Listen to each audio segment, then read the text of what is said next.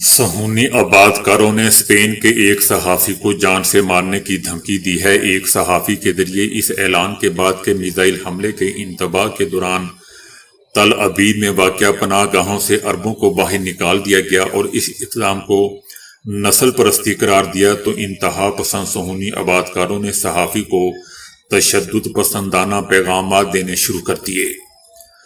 اطلاعات ہیں کہ انتہا پسند صہیونی آباد کاروں نے صحافی کو جان سے مارنے کی بھی دھمکی دی۔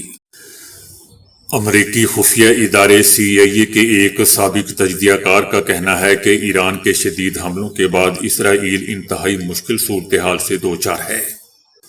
اسرائیل کا پانی نکل چکا ہے اور ایران نے امریکی فوج کی نگرانی کی صلاحیتوں کو بھی شدید متاثر کیا ہے۔ ان کا کہنا تھا کہ اگر امریکہ کے فوجی حملوں کا مقصد ایران کی بڑی آبادی پر اثر ڈالنا ہے تو یہ حقیقت بھی ذہن میں رکھنی چاہیے کہ ایران کی 70 سے 80% آبادی پورے ملک میں پھیلی ہوئی ہے، جبکہ اسرائیل کی 80% آبادی صرف 2 شہروں تل ابیب اور حیفا میں موجود ہے۔ اس کا کہنا تھا کہ اس کا مطلب یہ ہے کہ مغرب کو ایرانی عوام کے حوصلے توڑنے کے لیے سینکڑوں مقامات پر حملے کرنے پڑیں گے، جبکہ اس کے برعکس ایران صرف 2 بڑے اہداف پر حملہ کر کے امریکہ اور اسرائیل پر بہت بڑا اثر چھوڑ دے گا۔ ان کا کہنا تھا کہ اسرائیل صرف ایک بم کی مار ہے۔ اس صورتحال میں اسرائیلی شدید دباؤ میں ہیں اور جنگ بندی کی خواہش کے اشارے بھی دے رہے ہیں۔ CIA کے دوستوں، اس سابق تجزیہ کار کا کہنا ہے کہ ایران کے جوابی حملوں نے فوجی توازن کو بنیادی طور پر بدل کر رکھ دیا ہے، اور شاید کسی نے تصور بھی نہیں کیا تھا، کسی کے وہم و گمان میں بھی نہیں تھا کہ ایران 5 جدید ریڈار نظاموں کو ناکارہ بنا دے گا۔ اس کا کہنا تھا کہ اس کامیابی نے امریکی فوج اور اسرائیلی فوج کو مؤثر طور پر اندھا کر دیا ہے۔ ماضی میں اسرائیل کو ایرانی حملوں سے تقریباً 30-45 منٹ پہلے تک پیشگی وارننگ مل جاتی تھی، لیکن اب یہ وقت کم ہو کر صرف 1 منٹ رہ گیا ہے۔ اس نے امریکی فوجی موجودگی کے بارے میں کہا کہ امریکہ نے منصوبہ بنایا تھا کہ وہ اپنے فوجی اڈے سعودی عربیہ، کویت، بحرین، قطر اور متحدہ عرب امارات میں برقرار رکھے گا، مگر ایران کے بڑھتے ہوئے حملوں کی وجہ سے اب یہ منصوبہ عملی طور پر ناکام ہو چکا ہے اور مشکل بن گیا ہے۔ اس سے پہلے دوستو، ایک اور امریکی فوج کے سابق انٹیلیجنس آفیسر نے کہا تھا کہ خطے میں امریکی فوجی اڈوں پر ایران کے حملوں کے نتائج دراصل امریکہ کی غلط انداز کاری کا نتیجہ ہے۔ اس کا کہنا تھا کہ اگرچہ اسرائیل نے ایران کے رہنما اور ان کے اہل خانہ کو نشانہ بنانے میں کامیابی تو حاصل کی ہے، لیکن جیسا کہ امریکی صدر ٹرمپ امید کر رہے تھے کہ اس سے ایران میں حکومت کی تبدیلی یا نظام کے خاتمے کی کوئی صورتحال پیدا ہو جائے گی، لیکن ایسا نہیں ہو سکا۔ اس کے برعکس ایرانی عوام حکومت کے خلاف نہیں اٹھے بلکہ اپنے رہنما کی حمایت میں سامنے آ گئے۔ ان کی موت پر سوگ منایا گیا اور سڑکوں پر نکل کر بدلے کا مطالبہ بھی کیا گیا۔ اس سابق CIA آفیسر کا کہنا تھا کہ حملوں سے ایران کے میزائل پروگرام بھی معطل نہیں کیا جا سکا، جبکہ ایران کا رد عمل توقع سے کہیں زیادہ سخت اور غیر معمولی ثابت ہوا۔ CIA آفیسر کا دوستوں کہنا تھا کہ ایران یہ یاد رکھیں کہ یہ CIA کا آفیسر کہہ رہا ہے، کوئی تجزیہ کار نہیں کہہ رہا۔ اس CIA آفیسر کا مزید کہنا تھا کہ ایران مسلسل اسرائیل اور خطے میں موجود امریکی اہداف پر میزائل حملے کر رہا ہے، جس کے امریکہ کے لیے سنگین نتائج ہوں گے، اور اس سے اپنے اتحادیوں خصوصاً عرب ممالک کے دفاع سے متعلق امریکی دعووں پر بھی سوالات اٹھنے شروع ہو چکے ہیں۔ صہیونی حکومت کے سابق وزیر اعظم نے کہا ہے کہ اگر ترکیہ اسرائیل کے خلاف اتحاد بنانے کے درپے ہے تو ایران کے بعد اس ملک پر حملہ کیا جائے گا۔ سابق وزیر اعظم نے اس سے پہلے بھی دوستوں اسرائیل کے خلاف استقامت کے لیے واحد مسلم ایٹمی ملک پاکستان سمیت ایک سنی اتحاد قائم کرنے کے لیے سعودی عربیہ کو راضی کرنے کی کوشش کی بابت خبردار کیا تھا۔ سابق وزیر اعظم نفتالی نے کہا تھا کہ ترکیہ کا مقصد ہمارے خلاف ایک اتحاد قائم کرنا ہے کہ جو اسرائیل کے لیے خطرہ ہو، اسرائیل کو ختم کر دیا جائے۔ نیتن یاہو نے جنگ کی ذمہ داری ایرانی عوام پر ڈالنے کی کوشش شروع کر دی ہے۔ اپنے بیان میں وزیر اعظم نیتن یاہو نے ایران کی عوام کو مخاطب کرتے ہوئے کہا کہ آپ نے مدد مانگی تھی، مدد پہنچ چکی ہے۔ نیتن یاہو نے ایران کے عوام کو اکسایا کہ اب ایرانی حکومت ہٹا کر آزادی حاصل کریں۔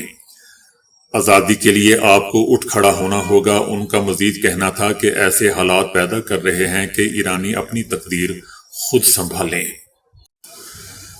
صہیونی حکومت کے پارلیمان کے ایک رکن کا کہنا ہے کہ حزب اللہ کے میزائل حملوں کی شدت اس بات کی نشاندہی کر رہی ہے کہ حزب اللہ ممکنہ طور پر تصادم کے کسی بڑے مرحلے کی تیاری کر رہا ہے۔ اس کا کہنا تھا کہ حزب اللہ کی جانب سے فائرنگ کی شدت کو دیکھتے ہوئے امکان ہے کہ یہ حملے کسی بڑے واقعے کا پیش خیمہ ہے۔ اس پارلیمان کے رکن نے اس بات پر زور دیا کہ اسرائیل کو مکمل الرٹ رہنا ہوگا، کیونکہ ان کے اعتراف کے مطابق حزب اللہ کے یہ میزائل حملے معاملے کا اختتام نہیں بلکہ اس کا آغاز ہیں۔ اس کا کہنا تھا کہ حزب اللہ نے پہلی بار باضابطہ طور پر اسرائیل کے خلاف جنگ کا اعلان کیا ہے اور اس کے لیے ایک نام بھی مقرر کیا ہے۔ یہ معاملہ اس بات کی نشاندہی کر رہا ہے کہ جو کچھ ہوا اور آئندہ بھی یہ تصادم کی روزمرہ کی شکل بن جائے گا۔ دوستو، یاد رہے کہ حزب اللہ نے مقبوضہ فلسطین کے شمال اور اندرونی حصوں میں صہیونی آبادیوں اور فوجی اڈوں کے خلاف میزائل حملوں کی ایک وسیع لہر شروع کر دی ہے۔ صہیونی حکومت کے ہی ایک فوجی ریڈیو نے اعتراف کیا ہے کہ لبنان کی حزب اللہ نے حملوں کی اس لہر میں مقبوضہ اراضی کی جانب 100 سے زائد میزائل داغے ہیں۔ مشرق وسطی میں جاری جنگی صورتحال ایک نئے خطرناک موڑ پر پہنچ چکی ہے۔ خلیجی حکومتوں کا دوستوں کہنا ہے کہ فوجی فضائی اڈوں اور جوہری تنصیبات کے بعد اب پانی کو نشانہ بنایا جا رہا ہے۔ تاہم ایران کی جانب سے ابھی تک پانی کے پلانٹس کو نشانہ بنانے کا دوستوں کوئی اعلان سامنے نہیں آیا۔ ماہرین کا کہنا ہے کہ یقیناً اسرائیل کی یہ کارستانیاں ہے۔ اگر سمندر کے پانی کو پینے کے قابل بنانے والی پلانٹس کو نشانہ بنایا گیا تو خلیجی ممالک کے بڑے شہر چند ہی دنوں میں پانی کے شدید بحران کا شکار ہو جائیں گے۔ خلیجی ممالک جیسا کہ کویت، سعودی عربیہ اپنے پینے کے پانی کی 90% تک ضروریات دوستوں انہی پلانٹس کے ذریعے حاصل کرتے ہیں۔ اس تنازع سے خطے کو ممکنہ نقصان تباہ کن ثابت ہو سکتا ہے۔ ماہرین نے خبردار کر دیا ہے کہ اگر کسی بڑے کمپلیکس کو صرف ایک کامیاب حملے میں بھی شدید نقصان پہنچ جائے تو چند ہی دنوں میں پورے شہروں کو خالی کرانے کی نوبت آ جائے گی، قحط پڑنے کی نوبت آ جائے گی۔